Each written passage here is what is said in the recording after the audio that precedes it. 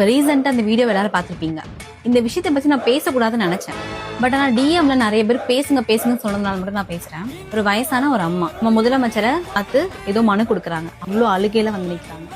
அவ்வளவு கஷ்டமா இருக்கு. இந்த மாதிரி தலைவர்கள் இருக்கிற மத்தியில தளபதி இருக்காருல்ல, திருச்சி பிரச்சாரத்தப்ப போயிருந்தாரு. போயிட்டு இருக்க வழியில ஒருத்தர் இளநீ கொடுக்குறாரு. அத எதை பத்தியும் யோசிக்காம உடனே வாங்கி குடிச்சாரு.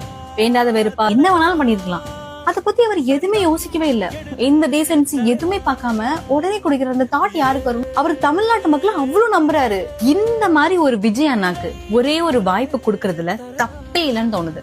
உங்க கூட்டம் எல்லாம் ஓட்டா மாறுமான்னு கேட்டுட்டு இருக்கீங்களா? தற்கொலைங்க எல்லாமே சேர்ந்து இந்த ஓட்டோட ஸ்ட்ரென்த் என்னன்னு 2026 ஏப்ரல் 23 அன்னைக்கு நாங்க காட்டுறோம். என்னோட கமெண்ட்ல விசில் சின்னத்துக்கு யாரெல்லாம் ஓட்டு போடுவீங்கன்னு பின் பண்ணி வைக்கிறேன்.